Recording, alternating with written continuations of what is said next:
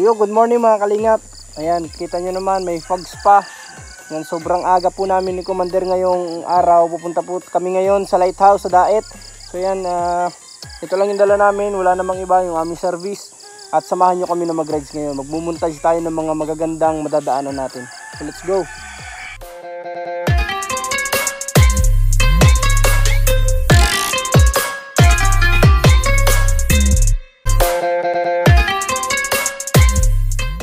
So ito po mga kalingap, ang pinakang purpose po natin syempre na pagpunta sa Daet ay para kamustahin naman natin yung mga kasamahan natin na vlogger sa quarters. At syempre unang-una si Kuya Val dahil may mga nabalitaan kami kagabi na nangyari. So alamin natin kung ano po yung kalagayan.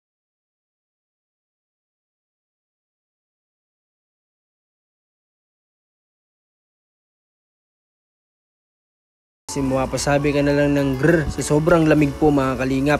Ayan, sa mga naka-experience, the best po ito.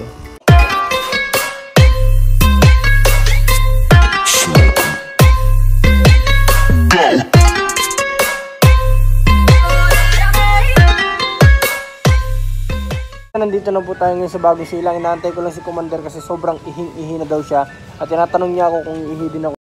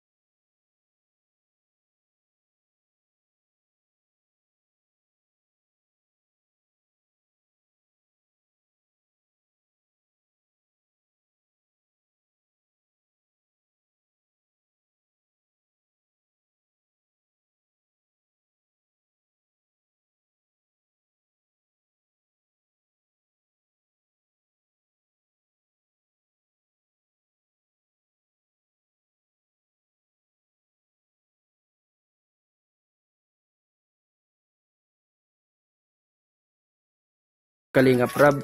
Sabi ni Brother Paz, dapat nagmumotor-motor din si Kalingap Rob minsan, no? Saan ka punta? Ha? Uwi ka na? Hindi ka nakakain ng isda? Sige, gusto mo kayo dito? Ito mga kalingap sa ngayon hanggang tingin-tingin lang muna tayo dito, no? Hanggang himas-himas lang tayo, pero sana dumating din yung time. Kahit hindi man ganito, magkaroon din tayo. Sa awa ng Diyos, magkakaroon din tayo. Masasikap lang. Talagang Kalingap Rob, sobrang ganda po ng motor nyo. Ayan. Kaya po mga kalingap, at pauwi na po kami ngayon ni Commander. Medyo gabi na, 6 PM na po. At yun, gusto ko magpasalamat kay Kuya Val. Nandito lang kami, Kuya Val. Lagi nakasuporta po sa iyo. Maraming salamat po. At sa lahat ng supporters namin, salamat din sa inyo. God bless po sa lahat. Yan, punta kami dito kasi nga nakita din namin yung nangyari kagabi. So yan, okay naman si Kuya Val. Kuya Val, more blessings pa po sa iyo. At sana marami ka pang matulungan. God bless.